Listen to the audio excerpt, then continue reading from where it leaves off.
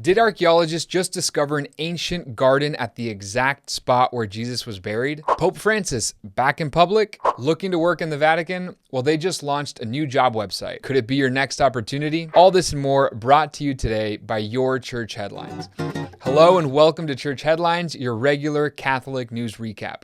I'm Brother Bernardo Ross, and we're happy to have you here for our latest episode. So let's dive right in. Archaeologists working near what tradition holds to be the site of Jesus' tomb in Jerusalem have discovered remnants of a carefully cultivated garden, possibly dating back to Jesus' time. The discovery corresponds strongly with John 19:41, which states, "Now in the place where he was crucified there was a garden, and in the garden a new tomb, in which no one had yet been laid." The archaeological study was led by the Sapienza University of Rome. The team found remains of olive trees and grapevines that are around 2,000 years old, as well as other marble tombs. The findings are expected to lead to renewed interest in the actual historical value of the gospel accounts, especially amongst scholars. After a recent hospital stay, Pope Francis has resumed public engagements in style, receiving the sacrament of confession in St. Peter's Basilica, crossing through the Holy Door, and greeting the pilgrims who had gathered in St. Peter's Square for the Jubilee of the Sick. The Holy Father wished to express his solidarity with the sick,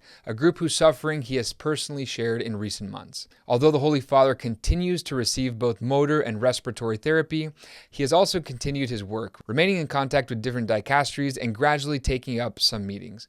For example, he recently met King Charles and Queen Camilla of England in a private audience at the Casa Santa Marta. In a notable development, the United States Conference of Catholic Bishops, the USCCB, announced they will not renew existing cooperation agreements with federal immigration authorities. The USCCB has always been concerned with helping families who are fleeing war, violence, and oppression, and who seek safety and security in the U.S. The recent U.S. government cuts in funding of such refugee programs means that the U.S. Conference of Catholic Bishops simply can no longer sustain the work on its own at the current levels and will have to look for alternative means of supporting these people. In recent years, federal funding had covered more than 95% of the expenses for affiliate Catholic organizations that helped refugees.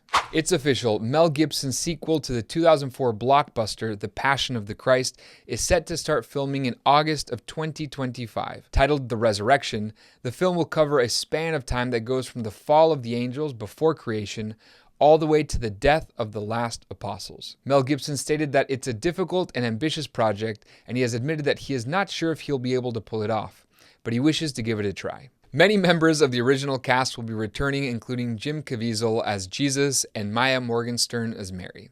A fresh study in Australia suggests that attending Catholic schools yields profound benefits extending well into adulthood. The study found that while graduates of Catholic schools tend to earn higher wages, more significantly, they are also more likely to work in industries that directly serve the public good. Former students pointed out how their education had shown them that true success in life is a life of love, a life of being able to seek the good of others.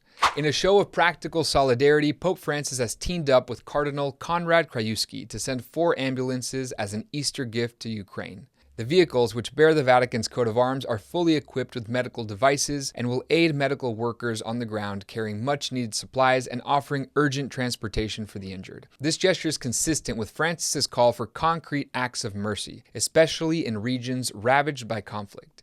It's also an echo of the Pope's repeated appeals for peace and dialogue amid ongoing hostilities. Finally, the Vatican Secretariat for the Economy has launched its own website dedicated to job applications, aiming to streamline its recruitment process and attract a broader pool of qualified candidates. This digital step forward mirrors Pope Francis's broader reforms focused on efficient stewardship of church resources and ethical management at every level. If you're looking for a job, don't hesitate to send in your resume, because who knows, maybe your next lunch break will be a stroll through the Sistine Chapel. And that wraps up this week's edition of Church Headlines. Thank you for joining us as we keep you informed on the latest news from the Catholic world. Don't forget to like, share, and subscribe to stay connected. And until next time, thank you and God bless.